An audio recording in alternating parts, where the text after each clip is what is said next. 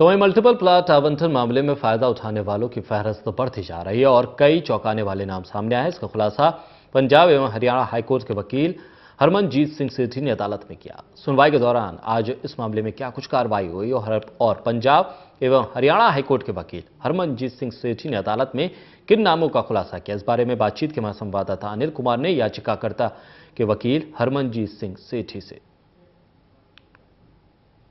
Multiple plot आवंटन मामले में आज पंजाब एवं हरियाणा हाईकोर्ट में सुनवाई हुई।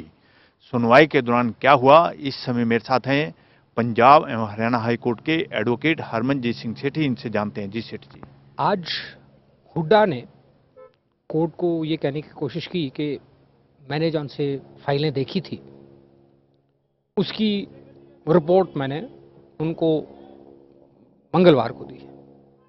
मैंने कोर्ट को बताया कि जी मैं वकील साहब इनके जो से हुड्डा के हैं, पिछले 4-5 दिन से फ़ोन करा था, ना इन्होंने फ़ोन उठाए, एसएमएस भी किए, इन्होंने रिस्पॉन्ड नहीं किया और हार कर ट्यूसडे को मेरे को उनको सीट के जाना पड़ा, वहाँ पर भी नहीं मिले तो उनका एक जूनियर बैठा था उसको दिए हैं।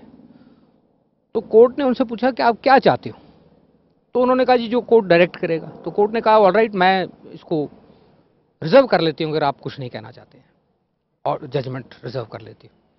फिर इन्होंने कहा जी हमारे को थोड़ा सा टाइम दे दो, हम देख लें क्या है। तो कोर्ट ने उनको कहा कि आपने 2 दिन क्या किया फिर, जिस पे हुड्डा के वकील कुछ जवाब नहीं दे सके।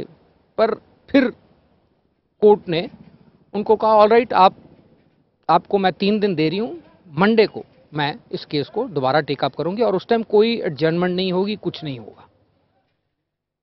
तो ये कार्रवाई इनिशियली कोर्ट ने की। सेठी साहब, आपने अदालत में कोई एप्लीकेशन भी मूव की है? मैंने एक एप्लीकेशन ये दी है कि जौन सी कोर्ट ने 24 जनवरी 2019 को मुझे अलाउ किया था 880-90 फाइल्स देखने का, उसमें से मैंने सारे फैक्ट्स देख लिए हैं, सारी फाइलें देख ली हैं।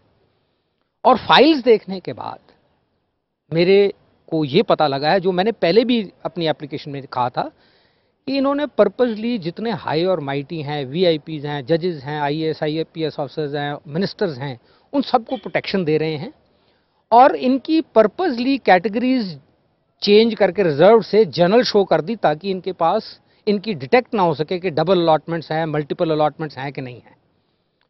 वो मैंने जब 890 ऑड फाइल्स देखी तो उधर से मोटे मोटे नाम मैं आपको बता देता हूं जिनको ये प्रोटेक्शन दे रहे थे, जिनकी कैटेगरीज इन्होंने जनरल शो की जान के।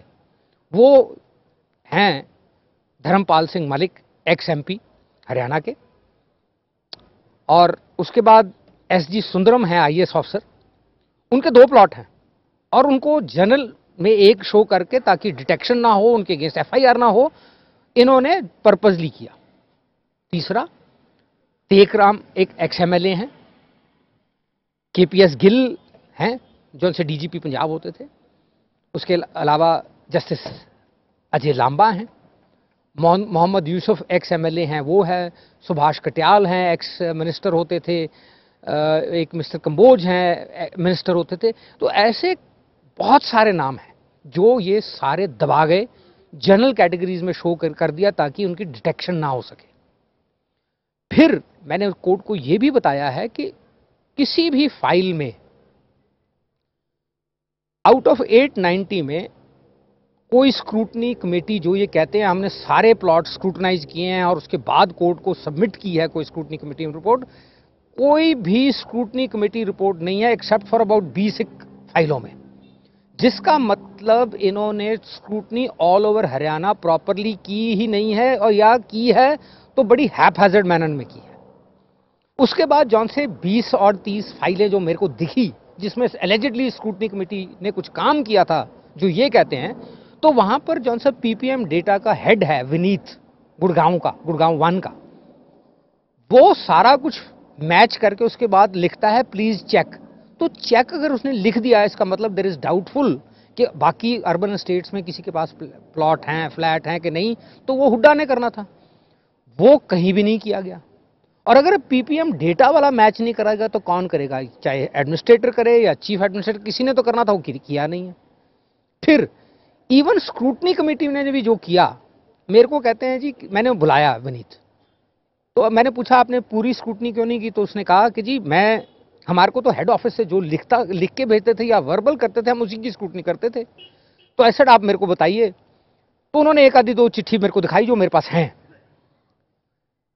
फिर मैंने उससे पूछा कि अगर आप यही कर रहे थे तो आपने फिर व्हाट हैव यू डन।